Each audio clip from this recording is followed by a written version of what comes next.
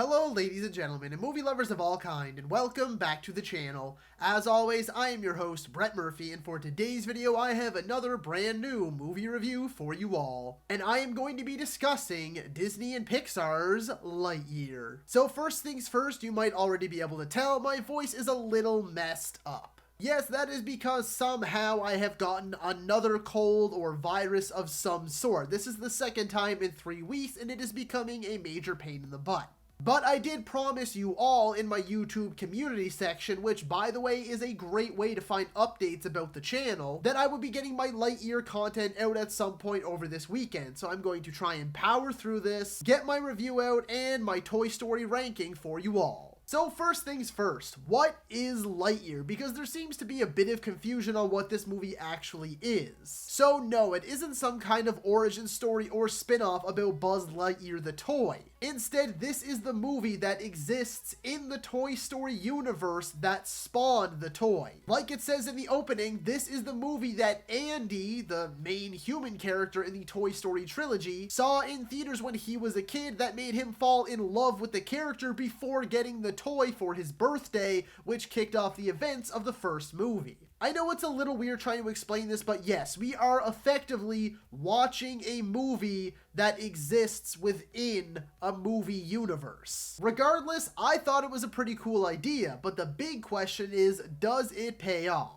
Well, ladies and gentlemen, we're about to find out. As always with my new movie reviews, this will be 110% spoiler free, so you can proceed with confidence. Before I hop into the actual review itself, I just wanted to let you all know that I have an entire playlist dedicated to all of my new movie reviews, so be sure to check that out and I guarantee you'll find something you like. And so without further ado, let's hop right into things. Okay, so this first positive is pretty typical when it comes to Pixar, and that is their stunning animation. In my own humble opinion, Pixar is second to none when it comes to animated movies. Sure, there are some other studios out there that tackle animation in more unique ways, but when it comes to just good, clean-looking animation that borders sort of lifelike but still definitely animated, and just continues to prove with each and every new release, and even some of them like Turning Red do have unique little twists on them, Pixar is truly the best in the business. And it is no different here. This is probably their best looking movie to date. Next up is the plot itself. Not necessarily the way the story is told, aka the storytelling, but I like the idea of the plot. Not only do I like the idea, like I just mentioned, how this is a movie within a movie universe, but I do like the idea that Buzz Lightyear caused a crash that marooned an entire colony of people on this distant planet, and he takes it upon himself to try and fix things.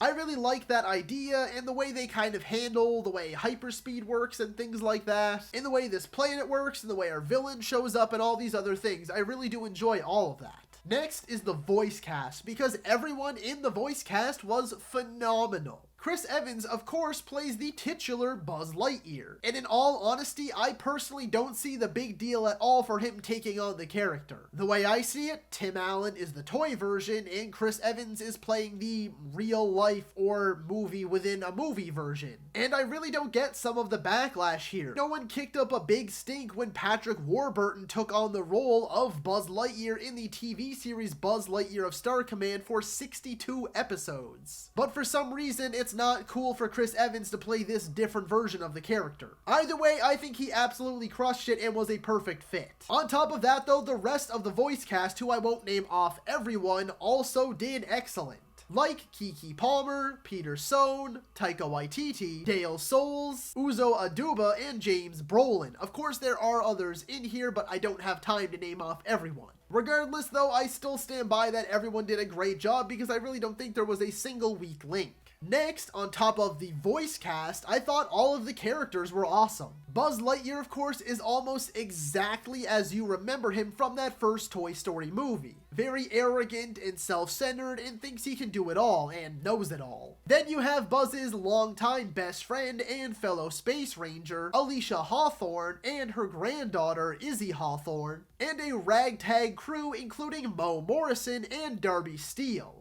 But there is one who rose above all of the rest, and that was a little robot cat by the name of Socks. For me, Socks absolutely stole the show. And now for the final two positives. Firstly, I thought there were some really strong emotional beats early on. Some moments that really hit me deep that I just wasn't expecting. I mean, by now, after 20 plus movies, I really should have learned that Pixar is always going to find a way to make you cry. But I found more of the moments in this movie came a lot earlier than expected and were a lot stronger than I expected. And the last little positive I have is that I found there were some good messages for kids in here, as Pixar always does, about things like working together, trusting each other, finding family, not giving up, and so on and so forth. Of course, I don't want to delve super deep into all of the themes and plot lines and things like that to give away all of the messages that are in there, because everyone's going to pull something different from it, but those are just a few of the messages that I took away. And now for the negatives, because sadly I do have a few negatives with this movie. Firstly being that this is basically a go-fetch plot. Yes, like I said, I did enjoy the story itself, like the idea of the story, but the plot basically boils down to just like a scavenger hunt, or like I said, a go-fetch plot. It's like, oh, we need this thing. Okay, they find this thing. Now we need this thing. Okay, we found this thing. Now we need this thing. And it's just that over and over and over again for pretty much the entire movie. And I also found it to be pretty predictable. Like I said, again, I did enjoy the idea of this movie, but the way that it played out was fairly predictable. The next negative, and it kind of just ties into the last one, and that is that there are a lot of conveniences in this movie. Like pretty much everything they needed on their little scavenger hunt was just like right there. It's like they crash landed in the middle of nowhere and they're like, oh, we need this to fix the ship. And it's like, oh, why don't we go to this spot that's just conveniently right there, or something else happens, right? Something that's funny or stupid, someone bumps into something, knocks something over, and then it's like, oh look, it's exactly what we needed. Like this whole plot is littered with just these little conveniences that constantly pop up right in the nick of time, like a noticeable amount.